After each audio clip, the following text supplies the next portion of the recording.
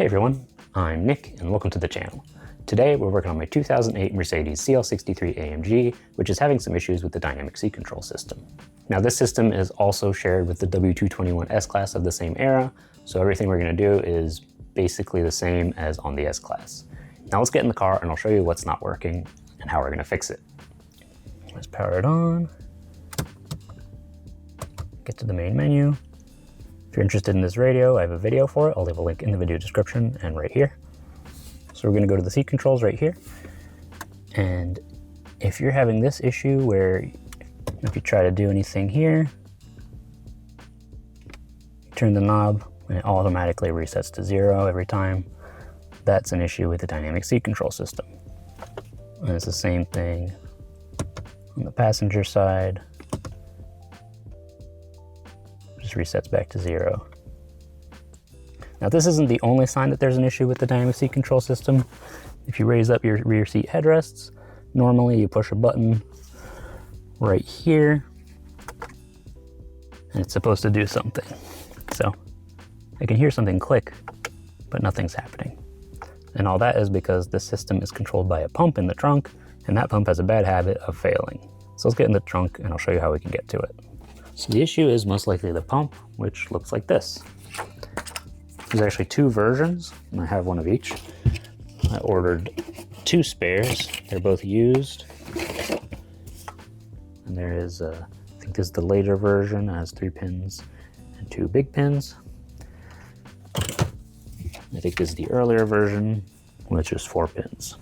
And we'll go into more detail on these a little later when we go to install it. Now, first thing we want to do is remove the panel at the back of the trunk. I'm going to work from the top and slowly work it free. It's definitely easier when you remove this panel first, which is held in with 2 T20 screws right there. Let me see. Yep. Once you get it past there,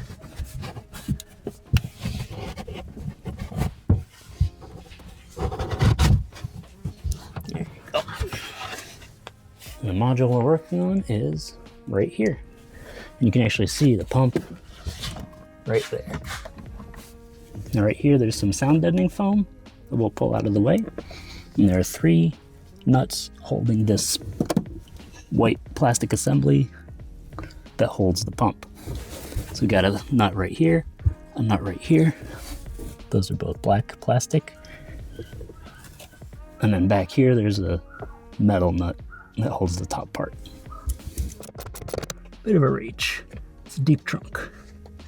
There's a loop of air line right here. There's a connector here.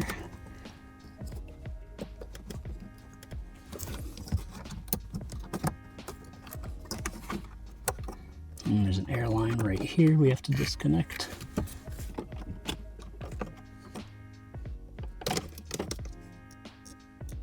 This will slide forward a bit.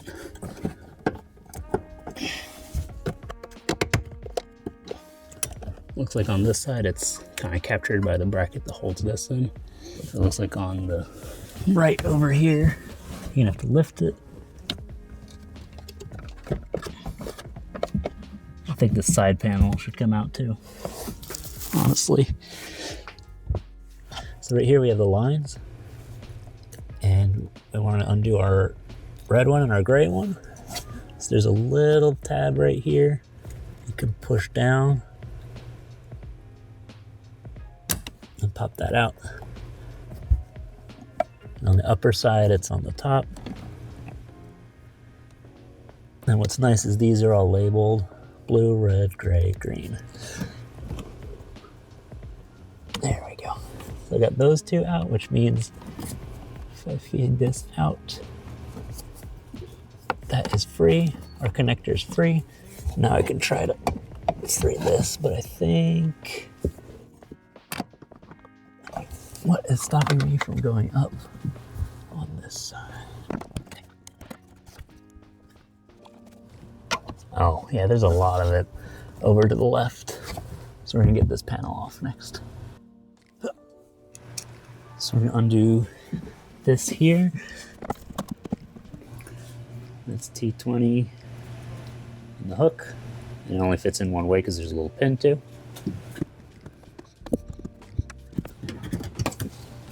You can pull this out.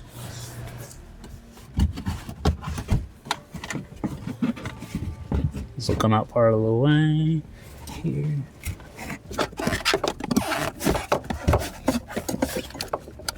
Let me get the other lines out. Okay.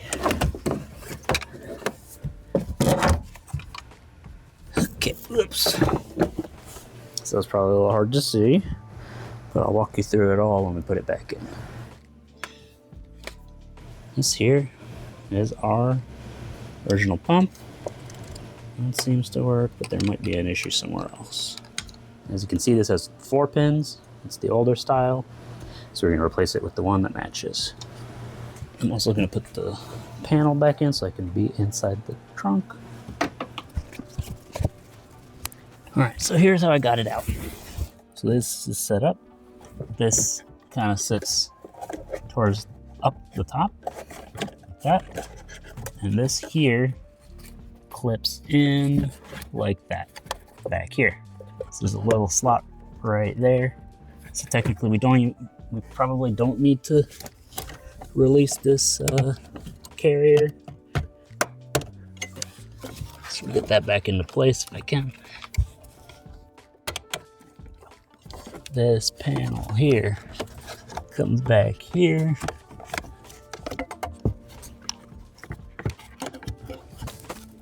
It's got clips up here. Those go into the top side. So that'll clip over the top of the new pump module, which will fit in here. This plugs into the pump. So we'll bring it over like that. Slot it in. Plug it in here. And then pop this over it. Try to slide it back there. Oh, but we also need the bottom insulation right here.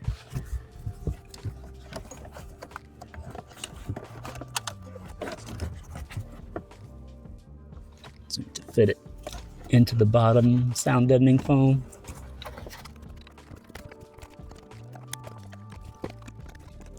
Maybe it'll be easier if I pull this back a bit.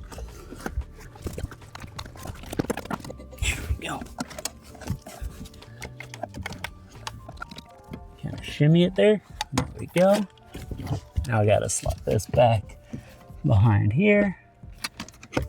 This is really the part where sliding this out, you gotta work with this panel.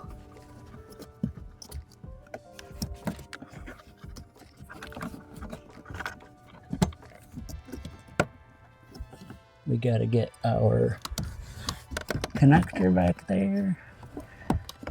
Plug this back in. Now we can plug in our air lines. Green back here. Gray right here. Blue right here. And red right here. We can get the nuts back on. By the way, I've been working in the trunk because it's a little easier like this. All right.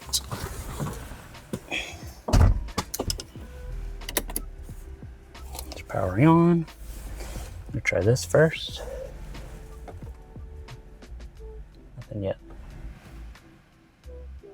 All right, still no. Let's see if we need to reset it with a scan tool. Also have to check if there's a fuse that's blown. Maybe I should have checked that first. All right, so I'm gonna use my top-down RT Diag 800 BT2. Power on the car. We're gonna do auto vent. Yep.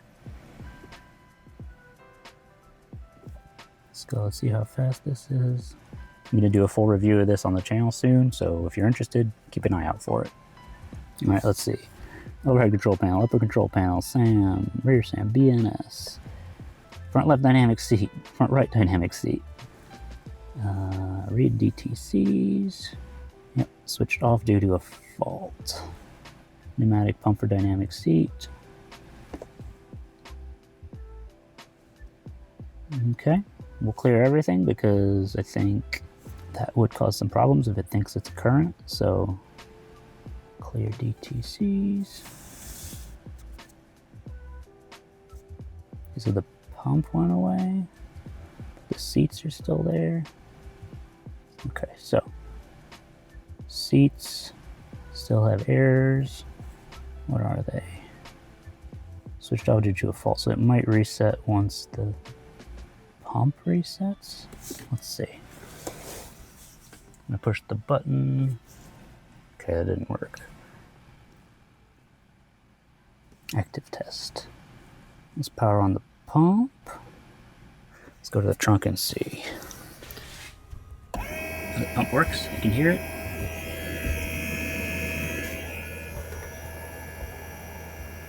Stop, okay.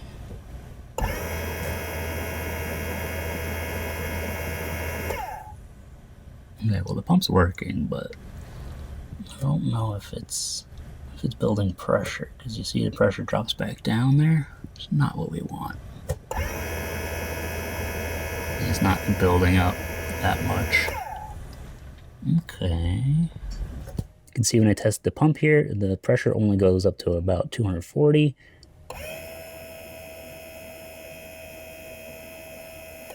But it should be reaching around 2000. So we have an air leak somewhere. So I'm gonna have to investigate a little bit more. I think once it reaches the pressure, the seats will get the signal that there's enough pressure and they will inflate and deflate as needed. Because I think this is supposed to fill up the pressure vessel, probably the black container there, and then it can actuate the seats and everything else.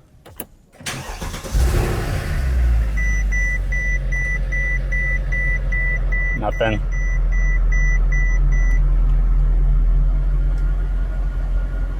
I started up the car just in case 14 volts from the alternator made a difference, but no luck. At least we get to hear the M156 engine. Now, alright, so it's the next day, and so I unlocked the car to get started on working on it. The pump just turned on and it was just running continuously, and I think that's because it can't build pressure. So I actually unplugged it because I don't want the pump to burn out, because that one is working. I also got my hands on the pressure vacuum tank.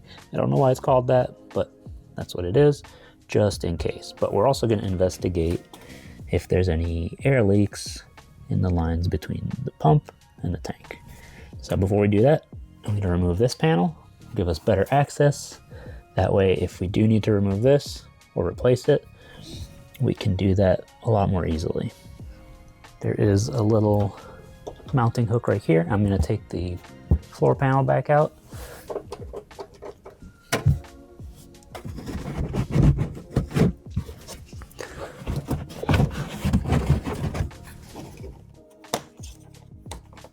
Lift that out. And there's a clip here, like a thing that grabs the carpet, and we have to remove this panel right here. There's clips on either side on the ends.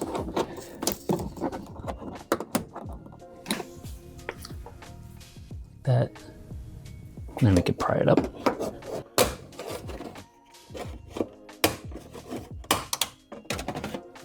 Got 4 pins, 5, 6. Okay, now this can start coming out. There's some more clips on the W221 S-Class, a couple clips to look out for, but generally it's very similar. There may be some panels on the flooring to remove in the S-Class as well. Now there is a light, a connector for the light here. So something to keep in mind when we get to it. But otherwise, it basically comes out this way. Here we go. Unplug the light and remove it. Now, since I'm probably going to need to get back in the trunk, I'm going to put this panel back in, make it easier for myself. Now over here, some things to keep in mind. We have the amplifier, we've got the Sirius radio module, and sometimes if the seals fail, you get moisture. And in our case, there was an issue with the audio system. It turns out the Sirius module had gone bad, so that's actually bypassed with the loop here. You can also see trunk strut right here. If you ever do open this up, there can be moisture. You want to make sure all your seals here are good, because moisture in here can cause issues with the amplifier, and that is expensive.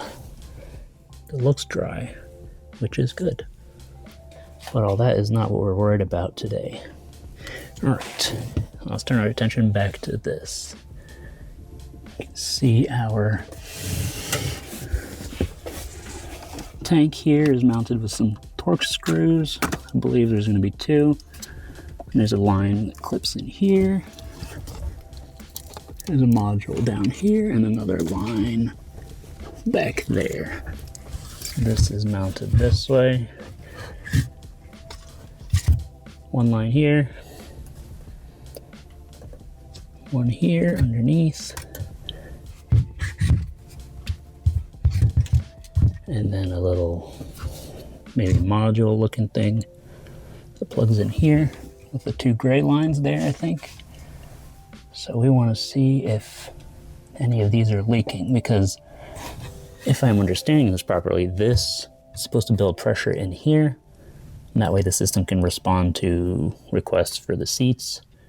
But if the pressure doesn't build up in here, then the seats don't work. And as we saw on the scan tool, no pressure is building up. And when I powered on the car, it was just running continuously, trying to build pressure, which can cause the pump to burn out. And I don't want to burn out the pump that's working. All right, so let's remove the nuts again on this, and we'll see if we can pull it forward.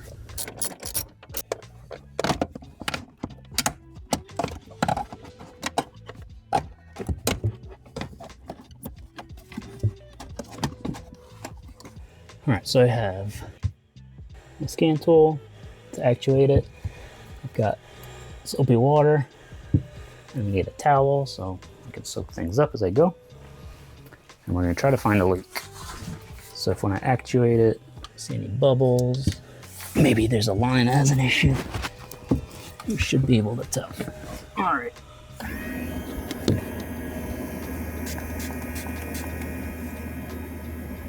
Nothing here.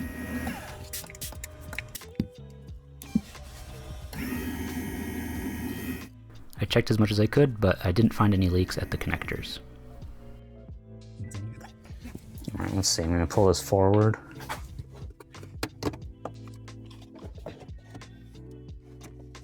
Okay, yes. So this is partially out, enough to get to the screw that is on the other side, and to test it. So we're gonna do this.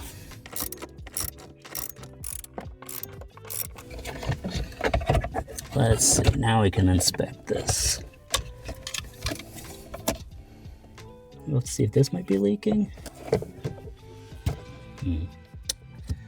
Let's see if I unlock the car. Pump is running. Oh, I definitely feel air around here. Let me unplug this so it stops. Okay. Sounds like it's around here.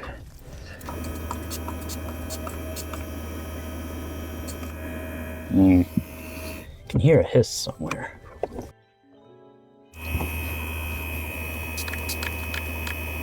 Nope.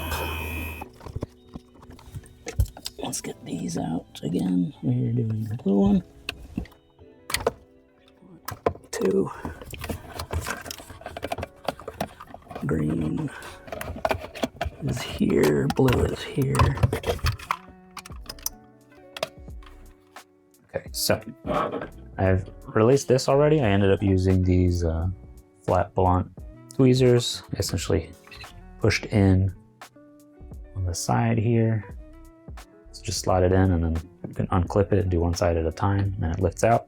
I think this is the pressure valve, pressure release. So we'll just slot this back in. It just connects here, and then I think this splits off to different systems in the car. So snap it in. And then we'll do the same. We'll swap this over. So you can see it's got like 4 tabs that wrap around. Gonna grab around it to pry it off without damaging anything. Maybe, yep, there we go.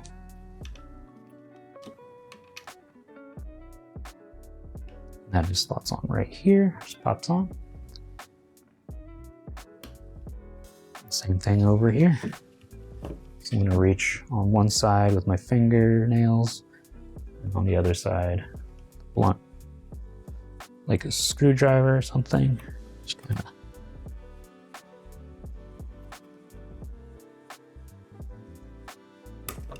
Here we go. Pop that back on over here. I mean, if this is just a tank, it probably won't change much. If the issue's in here, we'll have to see if we replace it too. Okay, so we have the replacement tank here, and I was thinking about what might be going on here. I think this is the overpressure release, so if it goes too high so it doesn't explode, it'll vent here. This is a manifold, so 2 outputs to whatever systems are in the front, and then both of these connect to the pump module. Now, we have blue and green, and what I think is one of these, I'm not sure which one, is the sensor, like a line for the pressure sensor, a pressure sensor that will be built in here. I'm gonna connect this back up, and then I guess I might even leave the gray lines disconnected and see if I block it, maybe it'll build up pressure and it'll stop. So anyway, I have to connect that to the pump in here. And then the trick I've been using to toggle the pump on and off, so I'll connect it to the harness, and then when I unlock the car, it runs it. And if it doesn't stop, I can unplug it. You can also do it with the scan tool, but that will work for testing. Green is on the far side. And blue right here. I'll have to unplug them and plug them back in later before I reinstall everything, but. All right, let's hit unlock. I'm gonna get in the trunk. Okay, so block this.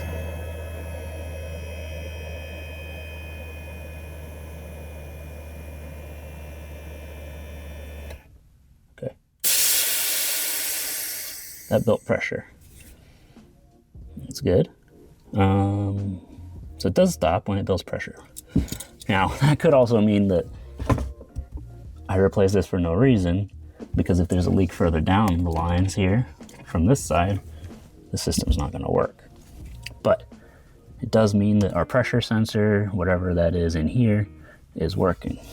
So our next step, well, I guess next step is gonna be to put this back into place and connect those and see what happens. So this goes this way.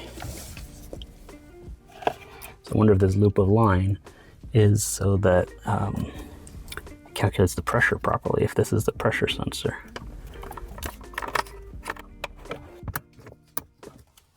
Okay, let's see. Nope, I think the leak is somewhere else.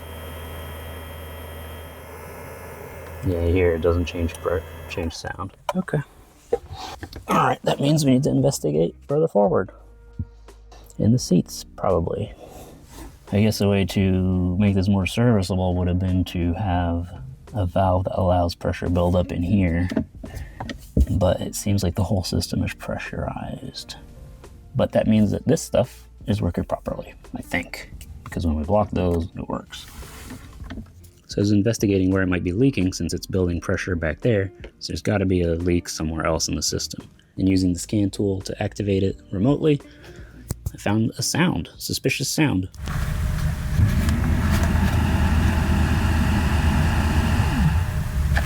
So there's most likely a leak in the driver's seat because I didn't hear anything on the passenger side. I didn't hear anything anywhere else. So next step is really going to be to investigate this area. Now what we want to do is to raise the seat.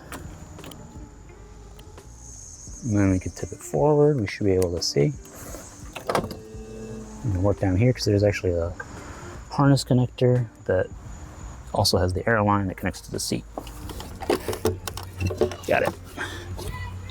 It's basically blind, but I did get it. Now, this flips up and there are two, like that. So we have a T20 screw there, another one right there, and that will allow us to remove this rear panel and access the control module for the seat pneumatics. Okay, and then this... You said you should be able to just push down from the top. Okay. Yep. Oh. What? You can see the problem already. You do? Yeah. What happened? The bladder's broken. Oh, okay. Let me just see here. If you look there, hard to see, but that is cracked right there. And the one below it is too. Even harder to see. But yeah, you can see it right there. That is definitely a leak. So we have to investigate this further, see if we can replace it or repair it. And then we'll keep going from there.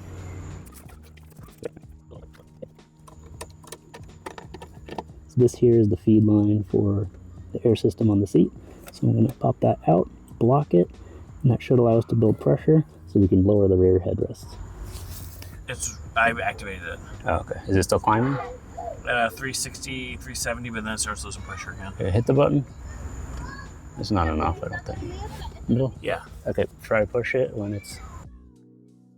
I think it might be leaking somewhere else. Okay. Okay. It might be leaking on the other side too, somewhere. Because if it's not building that high... I hear it at the back, though. Wonder if the headrests themselves are leaking, too. I don't know. Well, it's not as clean of a look, but I guess I have to live with it. All right, let's get back to it.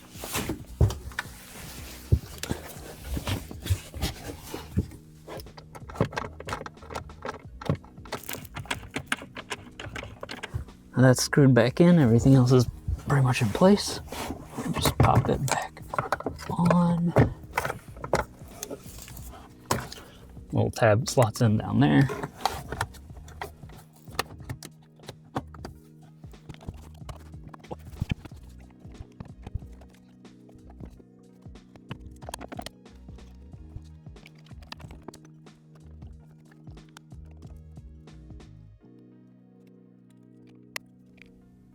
That clips in right there.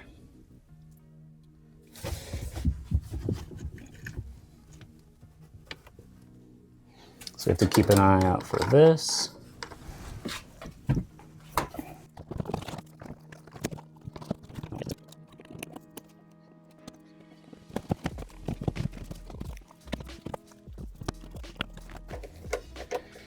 All right, and then before I put the bottom panel in and the rear panel back in, there's one last thing I want to try to get the rear headrest down, and then we'll unplug the pump so it doesn't burn itself out until we figure out what we're doing.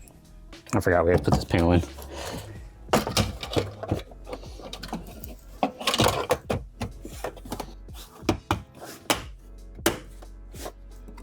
All right, so we tried to block the air feed for both front seats to see if we could get the headrest down, and when we blocked the driver's seat, I heard more leaking air sound in here. So what I'm wondering is if the feed line for the seat is cracked further up where it comes through the floor towards the driver's seat. So that's something that will need to be investigated another day. I plan to work on manually releasing the headrests, but that's a job for another video.